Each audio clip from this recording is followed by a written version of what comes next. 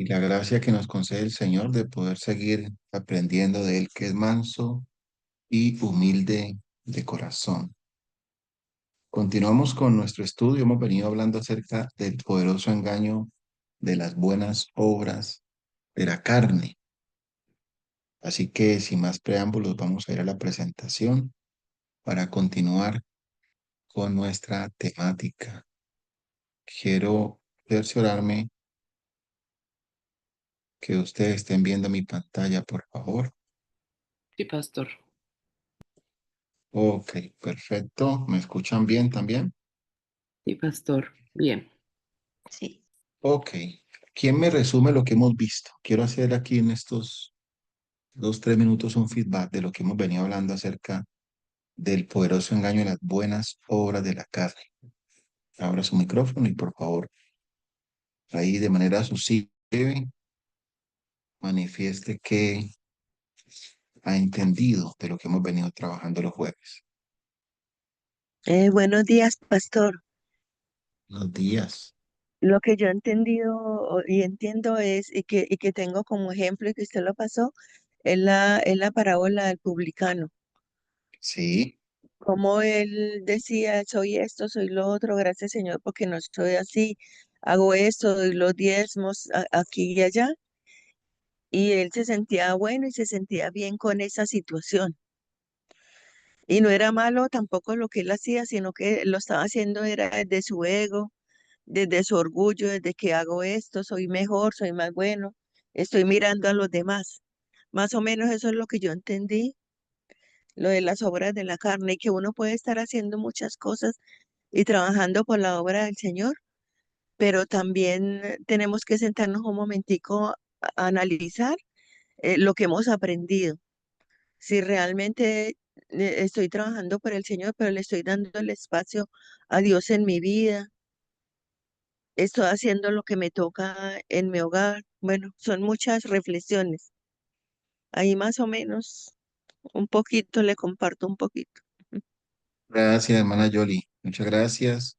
Me quedo con una expresión, con una frase que usted mencionó. Él lo hacía, hablando del fariseo, en la parábola del fariseo y el publicano, usted mencionó que él lo hacía desde su ego. Ego. El ego es el yo y el yo es la carne o el viejo hombre. Y es precisamente el ego, el yo, la carne o el viejo hombre lo que tiene que morir. Porque si no muere, vamos a estar actuando desde el ego, desde el yo, desde la carne o el viejo hombre. Ese yo tiene que morir, que es todo lo que nosotros hemos heredado de Adán, para que todo lo que hemos recibido de Cristo se pueda manifestar. Porque o andamos en la carne o andamos en el espíritu. No podemos andar en la carne y a la vez en el espíritu. Eso debe pasar por el poder de la cruz.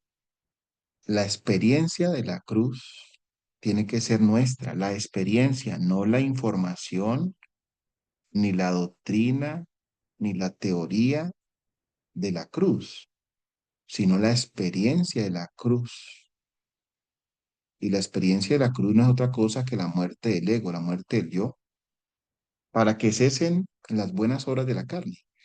Gálatas 2:20. Vamos a mirar ahí Gálatas 2:20. Hermano Henry, buenos días.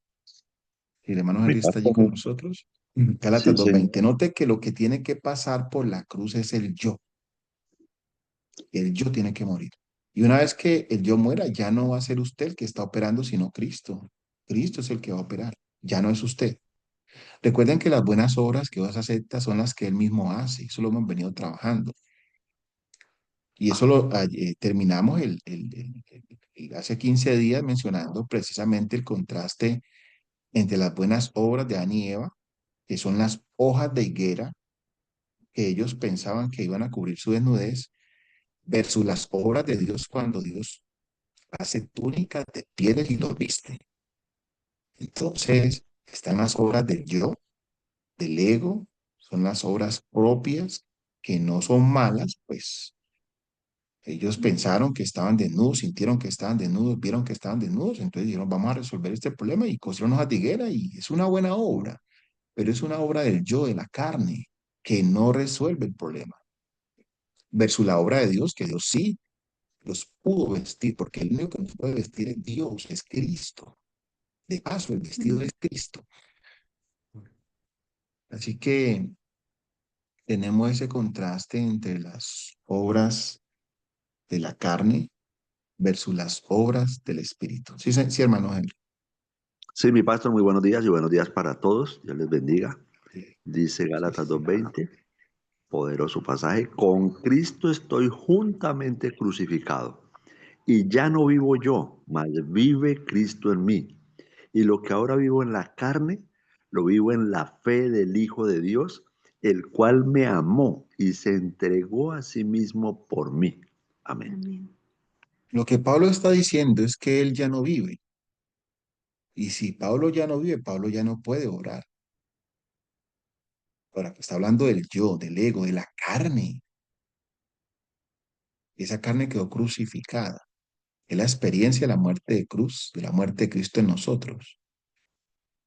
La muerte de Cristo en nosotros hace que el yo muera, que la carne muera, que el viejo hombre muera en la experiencia. Pablo está hablando de una experiencia ya. ¿Y quién es el que está vivo ahora? Pues Cristo en Pablo. Por lo tanto, el silogismo es sencillo.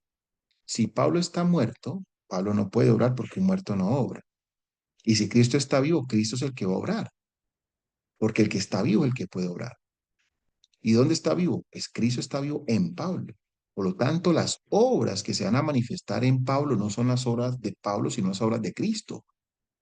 No sé si me estoy haciendo entender. Hermano Henry. Perfecto. Ok. Absolutamente. Miren ahora miren ese mismo principio ahora en la carta a los Hebreos. Para nosotros también el escritor de Hebreos es Pablo. Y noten que es el mismo principio, que no es el yo el que obra, sino que es Cristo el que obra. Es que el evangelio no es otra cosa que la operación de Dios en nosotros. El evangelio no es que el hombre, por eso dice el Salmo 127, que si Jehová no edifica la casa, en vano trabajan los edificadores. O sea, hay una unión de voluntades, pero en realidad quien está edificando es Dios, porque es la casa de Dios. Nosotros, la iglesia, somos los templos vivientes, somos la morada de Dios, la casa de Dios, y Dios es el que edifica su casa. ¿Ustedes recuerdan cuando David tiene el deseo de construir una casa a Jehová? ¿Recuerdan?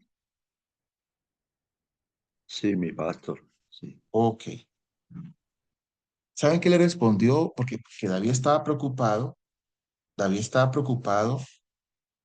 y David pensaba, bueno, pero yo habito en casa de cedro y el arca de Jehová está entre cortinas. Les voy a edificar un templo para Jehová. Y Dios le dice, no, señor, usted no me va a edificar casa. Yo le voy a edificar a usted una casa. Usted no va a edificar, yo soy el que va a edificar. Eso está en el segundo libro de Samuel, en el capítulo 7. Ahora creo que el versículo 1. Segundo libro de Samuel, capítulo 7. Vamos a ir rápidamente al capítulo 7, hermano Henry. Versículo De 1. el segundo libro de Samuel. Sí, por allí, por esos lados está el pensamiento de David y la respuesta de Jehová. Sí, leamos desde el versículo 1. Aconteció que cuando ya el rey habitaba en su casa, después que Jehová le había dado reposo de todos sus enemigos en derredor, dijo el rey al profeta Natán: Mira, ahora yo habito en casa de cedro, y el arca de Dios está entre cortinas. Y Natán dijo al rey: Anda y haz todo lo que está en tu corazón, porque Jehová está contigo. Aconteció aquella noche que vino palabra de Jehová a Natán diciendo: Ve y di a mi siervo David, así ha dicho Jehová: ¿Tú me has de edificar casa en que yo more? Ciertamente no he habitado en casas desde el día en que saqué a los hijos de Israel de Egipto hasta hoy. sino que he andado en tienda y en tabernáculo, y en todo cuanto he andado con todos los hijos de Israel. ¿He hablado yo palabra alguna de las tribus de Israel a quien haya mandado apacentar a mi pueblo de Israel diciendo, ¿por qué no me habéis edificado casa de cedro? Ahora pues dirás así a mi siervo David, así ha dicho Jehová de los ejércitos, yo te tomé del redil, de detrás de las ovejas, para que fueses príncipe sobre mi pueblo, sobre Israel, y he estado contigo en todo cuanto has andado, y delante de ti he destruido a todos tus enemigos, y te he dado nombre grande, como el nombre de los grandes que hay en la tierra. Además, yo fijaré lugar a mi pueblo Israel y lo plantaré para que habite en su lugar y nunca más sea removido, ni los inicuos le aflijan más como al principio. Desde el día en que puse jueces sobre mi pueblo Israel, y a ti te daré descanso de todos tus enemigos. Asimismo, Jehová te hace saber que Él te hará casa. Amén. Ok. Él te hará casa. Él es el obrero. Dios es el obrero. Dios es el que hace la casa, el que edifica la casa. El problema, mire, ustedes pueden decir, no, eso es una historia allí, no es que toda la Biblia fue escrita para nosotros. Y la Biblia habla de Cristo y del plan de la salvación. Ese es el tema principal de la Biblia. Cómo Dios toma el problema del pecado y lo resuelve para siempre. De eso habla la Biblia. Cómo viene y busca la oveja perdida, el planeta Tierra lo encuentra y lo restaura. Ese es el tema de la Biblia. Cómo Dios vuelve a traer la armonía a esta nota discordante que hay en el universo llamado planeta Tierra, el hombre. De eso habla la Biblia. Y esa historia nos está diciendo que el que edifica es Jehová, no es el hombre. David, tú no vas a edificar, yo soy el que va a edificar, porque es que si Jehová no edifica, en vano trabajamos los que edificamos, en vano trabajamos. Entonces Dios es el obrero, pero para que Dios sea el obrero, el yo tiene que morir, como decía la hermana yo de Oviedo. El ego tiene que morir, el yo tiene que morir, porque si el yo no muere, el yo va a intentar edificar y va a trabajar en vano. Porque si hay que edificar una casa, pero esa casa la edifica Jehová, porque Él es el obrero. Cuando el yo muere, entonces Cristo tiene la libertad de obrar en nosotros, el querer como el hacer por su buena voluntad. El impedimento para que Dios opere en nosotros somos nosotros, el ego, el yo, la carne, el viejo hombre. Es el impedimento y es lo que precisamente tiene que morir. Pero una vez que muere el yo, el ego, Dios tiene el camino despejado para hacer como Él quiere en nosotros. Y no hay límite para aquel que crucifica al yo por el poder de Cristo y se entrega por completo a la voluntad de Dios. No hay límite para ese hombre, para esa mujer. Dios se glorifica en esa persona. Y es lo que menciona precisamente Hebreos capítulo 13, hermano Henry, versículos 20 y 21. Si ustedes notan y meditan allí el escritor, en este caso para nosotros Pablo, inspirado por el Espíritu, está diciendo que el que obra es Cristo, no somos Amén. nosotros. Eso es lo que está diciendo allí. ¿Por qué para algunos es tan difícil el tema de la santificación y la victoria? Porque lo están asumiendo desde el yo. Y ayer estudiamos con el grupo de las 4:30 que tenemos con la asociación, que algunos están tratando de fabricar la victoria cuando la victoria ya está hecha por Cristo. Cristo ya Cristo venció. Y la iglesia en Cristo ya es una iglesia vencedora. Pero como no hemos creído en la obra perfecta y completa de Cristo, entonces nosotros estamos tratando, viviendo, intentando fabricar una victoria que ya ha sido dada. Y cuando nos enfrentamos a esa cruda experiencia, pues cosechamos derrota, porque no hemos creído que la victoria de Cristo es completa. Y ahora quiero desarrollar ese pensamiento. Hebreos capítulo 13, versículo 20 y 21, usted va a notar que la obra la ejecuta Cristo en nosotros. Amén. Sí, señor. El Dios, el Dios de paz que resucitó de los muertos a nuestro Señor Jesucristo, el gran pastor de las ovejas por la sangre del pacto eterno, os haga aptos en toda obra buena, para que hagáis su voluntad, haciendo Él en vosotros lo que es agradable delante de Él, por Jesucristo, al cual sea la gloria por los siglos de los siglos. Amén. Amén. Note que la obra es de Dios. Yo le hago algunas preguntas mayéuticas, hermano Henry. ¿Quién nos Sí, hace aptos? Con P. Aptos con P. ¿Quién nos hace ah, aptos? El Espíritu Santo. definitivamente Dios, por el Espíritu Dios. Santo. Dios. O sea, Dios no hace aptos. Hace de. Es Dios. Para toda buena obra. Claro que hay buenas obras, pero es que el que nos hace aptos para esas buenas obras es Dios. Porque es que son las obras de Dios. Ya lo leímos en Efesios 2:10, creados en Cristo Jesús para buenas obras, las cuales Dios preparó de antemano. Entonces, esas obras que Dios preparó de antemano, Dios mismo nos hace aptos, capaces de andar en ellas, que es andar en el Espíritu. Ayer estudiamos con el grupo de las 4:30 que necesitamos aprender a andar en el Espíritu. Así como aprendimos a caminar cuando éramos unos bebés, unos niños, unos infantes, necesitamos aprender a caminar en el Espíritu. Andar en el Espíritu, necesitamos aprenderlo. Y andar en el Espíritu no es otra cosa que andar en victoria. Eso es andar en el Espíritu. Lo otro es andar en la carne. Andar en la carne es andar en las buenas obras de la carne, andar en derrota. Entonces Dios nos hace actos para toda buena obra, para que hagamos su voluntad. El único que nos puede hacer aptos para que hagamos la voluntad de Dios es Dios mismo. Dice en el versículo, estamos en el versículo 21, ¿haciendo quién? ¿Quién es el que hace en nosotros? Haciendo ¿Quién es el que hace? Él en nosotros, Él, Dios. ese Él es Dios. Ese Él es Dios. Es un pronombre personal, en este caso es Dios. Haciendo Él, ¿dónde lo hace?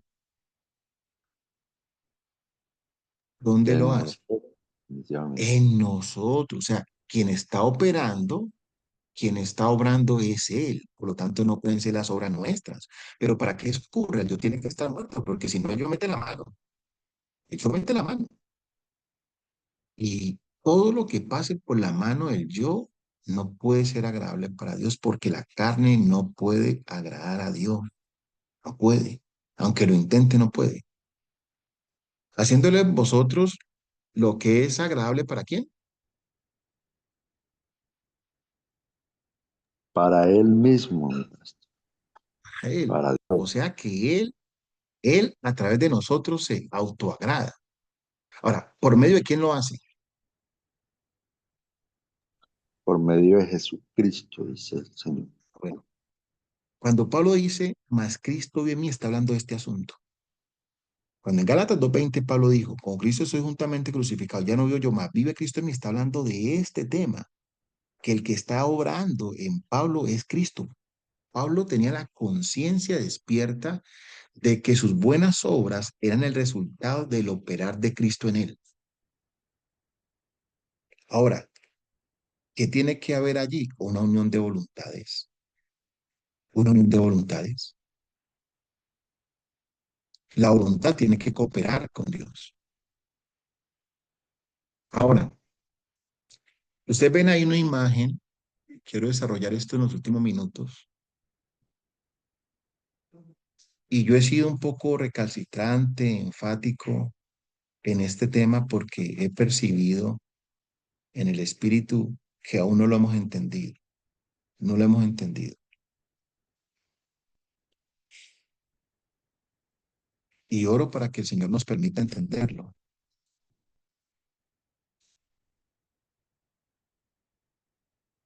Dios ve al ser humano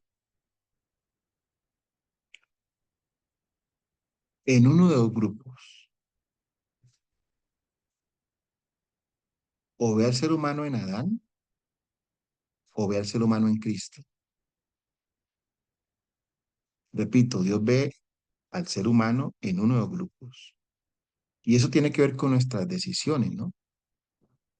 No es que Dios arbitrariamente nos clasificó en esos dos grupos, no, no. O estamos en Adán o estamos en Cristo.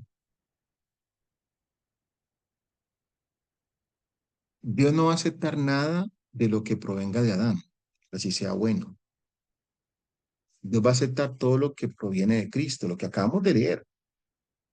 Hebreos 13, 20 y 21. Dios es el que obra por medio de Jesucristo en nosotros. Entonces, esas obras son agradables para Dios. Note que son agradables. Lea nuevamente el versículo 21. La única manera para agradar a Dios es que Cristo sea el que opere en nosotros. De esa manera es que se agrada a Dios. Vuelva a leer el versículo 21, hermano Henry, por favor. Ok, mi pastor, Dios os haga aptos en toda obra buena para que hagáis su voluntad, haciendo Él en vosotros lo que es agradable delante de Él, por Jesucristo, al cual sea la gloria por los siglos de los siglos. Amén. Ok. Lo que es agradable para Dios es lo que hace Cristo en nosotros. Eso es agradable para Dios. No lo que nosotros hacemos, que es el engaño de las buenas obras, que es el intento fallido del hombre por agradar a Dios. Entonces, cuando intentamos agradar a Dios desde la carne, es como tratar de ponerle un remiendo a un vestido nuevo, un parche, que no es otra cosa que intentar reparar el viejo hombre. El viejo hombre no puede ser reparado, el viejo hombre tiene que morir.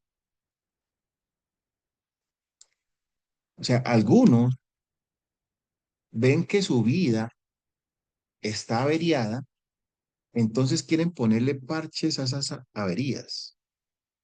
Y Dios no se propuso reparar el viejo hombre, Dios se propuso matar el viejo hombre. Pero parece ser que a veces la iglesia cree que se trata de reparar y no de crucificar.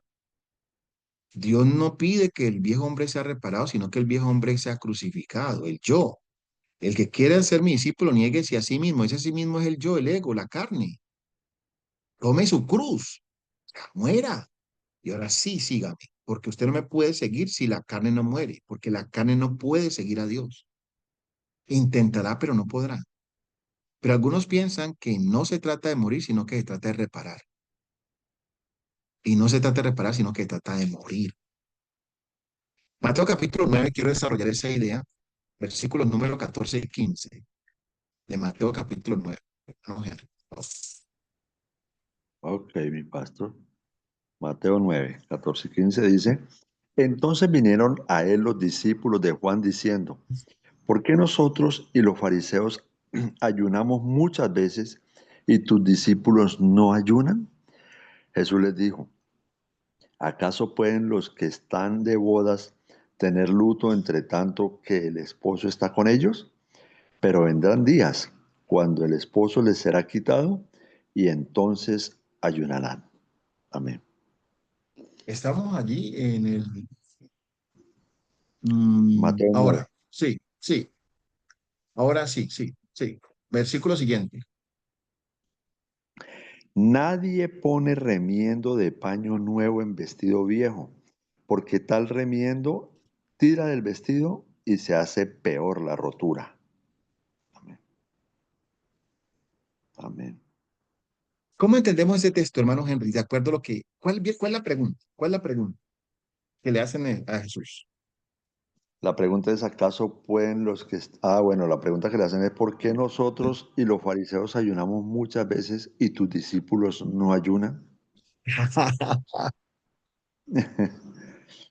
¿Estaban ayunando los fariseos? ¿Sí o no? Y muchas veces. Ah, bueno. ¿Tenemos que ayunar? Claro que sí. Es que el asunto no es el ayuno. Ajá. El asunto es que si el viejo hombre no muere, los ayunos son en vano. Ujú. Así es. ¿Me estoy haciendo entender? Muy claro. Los fariseos ayunaban, pero ayunaban desde el viejo hombre. Estaban haciendo las buenas obras de la carne. Ujú. Entonces Jesús les dice, miren, ¿sabe qué están haciendo ellos? Ellos están tratando de reparar el viejo hombre. Lo quieren reparar. Y no se trata de reparar. Se trata de un hombre nuevo. No el viejo remendado, sino que el viejo muere para que viva uno nuevo. O sea, Jesús no Amén. se propuso reparar a Adán. Dios no se propuso reparar a Adán. Dios mandó un nuevo hombre. El nuevo hombre es Amén. Cristo. Cristo es el nuevo hombre. Porque Adán se echó a perder. Pérdida total. Y tuvo que venir un nuevo hombre, Jesucristo. Entonces ahora, si usted lee el versículo siguiente, viene la parábola y habla de que lo viejo tiene que morir para que lo nuevo pueda vivir. Siga, por favor, Así, hermano Henry. así es. Nadie pone remiendo de paño nuevo en vestido viejo, porque tal remiendo tira el vestido y se hace peor la rotura. Ni echan vino nuevo en odres viejos, porque de otra manera los odres se rompen y el vino se derrama y los odres se pierden, pero echan el vino nuevo en odres nuevos y lo uno y lo otro se conservan juntamente. Amén. ¿Qué, qué es el odre viejo? ¿A quién representa el odre? Al ser humano. Ah, bueno. ¿Y qué representa el vino? El pecado lo... Ah, perdón. El vino. El vino representa el evangelio. Exacto, sí, sí. El evangelio, ¿cierto? Cuando participamos de la cena, el vino presenta la sangre de Cristo, que no es otra cosa que el evangelio como tal, ¿no? El evangelio, en esencia. Pero el evangelio no se echa en odre viejo. Así O es. sea, el evangelio no viene a reparar el viejo hombre. Porque si el evangelio se le echa al viejo hombre, ¿qué pasa con el odre? Se rompe. Se rompe, no aguanta, no aguanta. Sino que hay un odre nuevo y en ese odre nuevo se echa vino nuevo. Entonces, Nuevo. lo que Dios se propuso hacer es una nueva criatura, no reparar la vieja. Hermanos,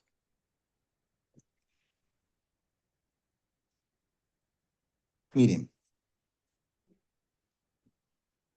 todos los, imagínense que esa es una persona. Miren aquí, esta es una persona. Este odre representa una persona. Y esa persona tiene un paquete llamado viejo hombre. Y ese viejo hombre, dentro de este viejo hombre, están los traumas de la infancia porque representa a un niño que fue abusado sexualmente, una niña que fue abusada sexualmente. Representa este odre viejo a esa persona que fue maltratada físicamente, golpeada, golpeado.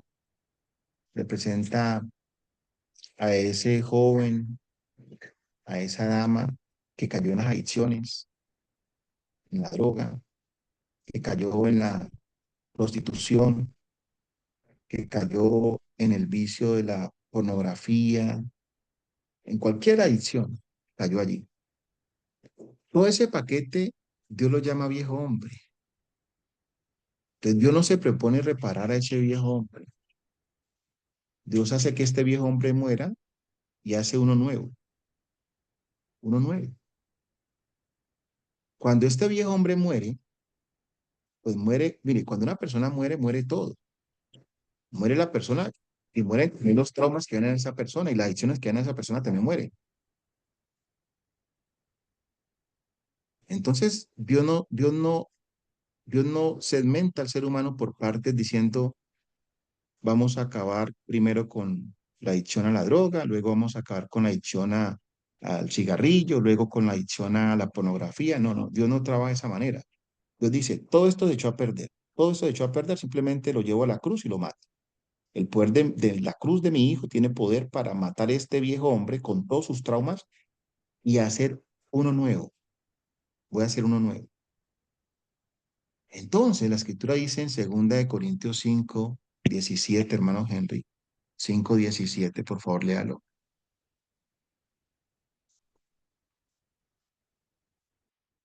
Perdón, 2 Corintios 5:17.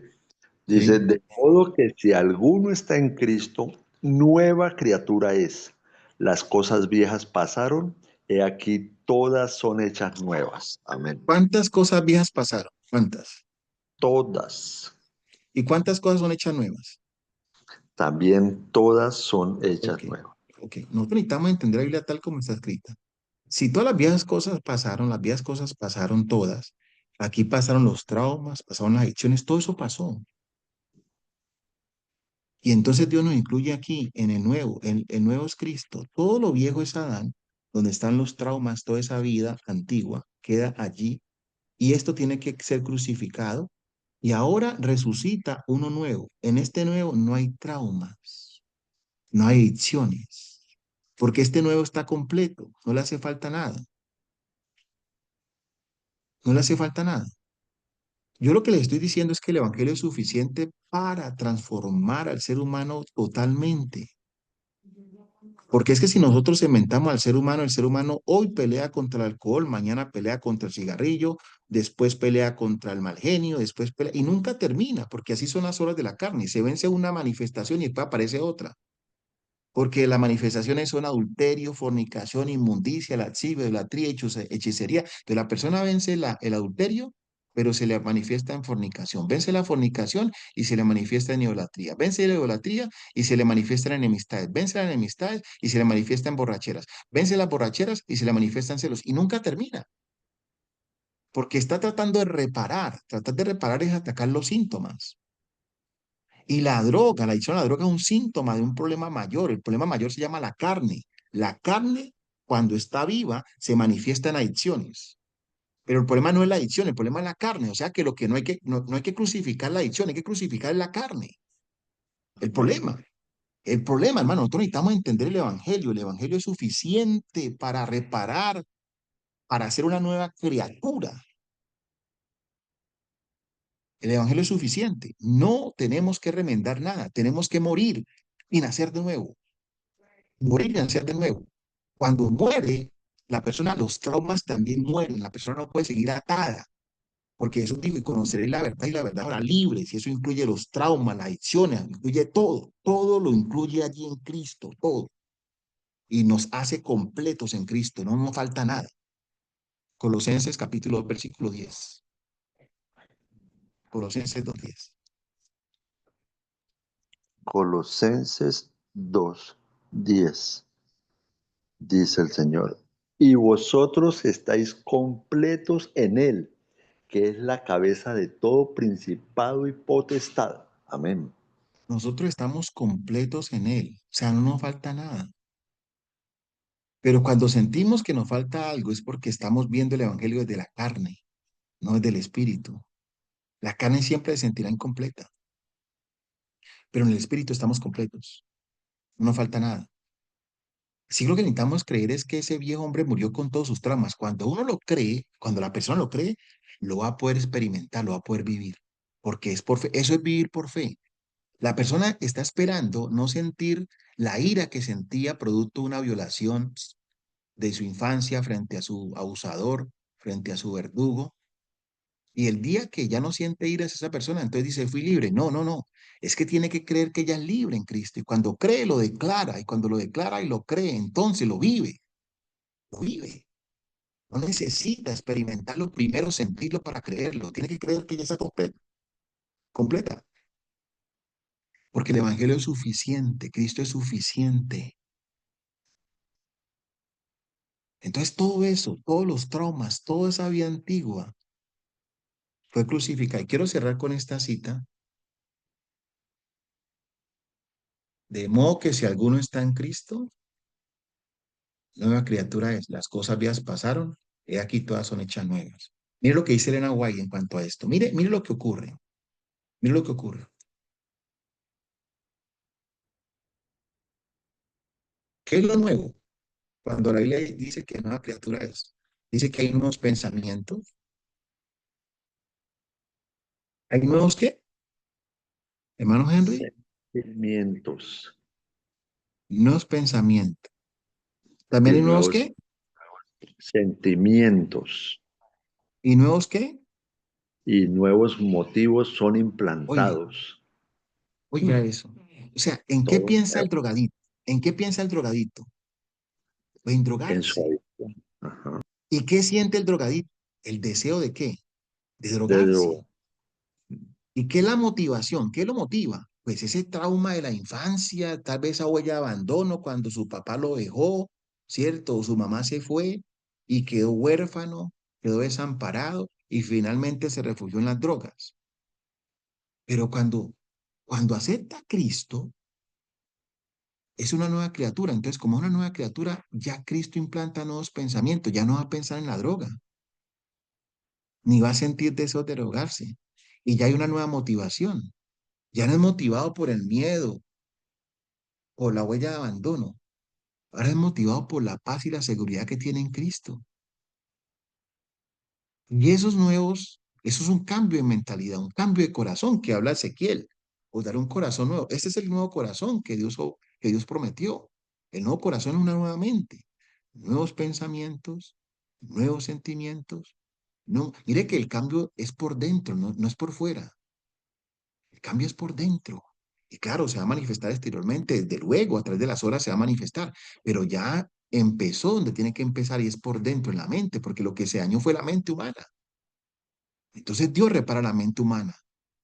Dios hace una nueva criatura, colocando nuevos pensamientos. No es que mejora los anteriores. No, no, no, no, no, no, no. Son nuevos pensamientos. No es que ponen no, repara los sentimientos viejos. No, no, no, es que ponen nuevos sentimientos. Claro, esos sentimientos de rencor que habían, ahora son reemplazados, son cambiados por sentimientos de perdón y de amor. Eso es lo que está ocurriendo. Porque pueden haber buenas obras, pero por dentro los sentimientos no han cambiado. Yo les daba el ejemplo de la persona que le hacía buenas obras a su ex esposo, que la maltrató, que la golpeó. Ella llegaba y le daba la comida con la mano, le cuchareaba, pero el sentimiento de ira dentro de ella persistía. Aunque ella le daba la comida con la mano, con la cuchara, dentro de ella había todavía rencor. O sea, hay una buena obra, pero los sentimientos, ¿dónde? No han sido cambiados. Es como tratar de poner un parche, un remiendo al viejo hombre, ¿no? Nuevos pensamientos, nuevos sentimientos, nuevos motivos son implantados. Se traza una nueva norma del carácter. El carácter es lo que somos. Allá llega el evangelio, al carácter, la vida de Cristo. Y miren esto, la mente es cambiada. Cuando la mente cambia, entonces en ese cambio se van las adicciones a la droga, se va el rencor, se va la ira porque hay un cambio de mente, hay un nuevo corazón. Mire que no es que Dios está remendando al viejo hombre, es que el viejo hombre muere para que haya uno nuevo. No se trata de mejorar, se trata de morir y nacer de nuevo. La mente es cambiada, las facultades son despertadas para obrar en nuevas direcciones. El hombre no es dotado de nuevas facultades, sino que las facultades que tiene son santificadas. Estamos hablando de la neocorteza cerebral, donde se procesan los pensamientos. Estamos hablando del sistema límbico, donde se procesan los sentimientos y las emociones. Y estamos hablando del lóbulo frontal, donde se procesan las decisiones. Son santificadas. La facultad del pensamiento, la neocorteza, la facultad de los sentimientos, el sistema límbico y la facultad de la voluntad, el lóbulo frontal. Son fortalecidos, son santificados. La conciencia se despierta porque estaba muerta. Ahora revive el nuevo hombre, ahora resucita el nuevo hombre. Somos dotados de rasgos de carácter que nos capacitan para servir a Dios. Palabras de Gran Maestro, página 70, el párrafo 4. Con eso terminamos. No se trata de reparar, se trata de morir y nacer de nuevo. Eso es el Evangelio. Eso es el Evangelio. Bendiciones para todos, mis hermanos. Amén, mi Gracias, pastor. mi pastor. Muchas gracias. Qué tema tan lindo. Hoy les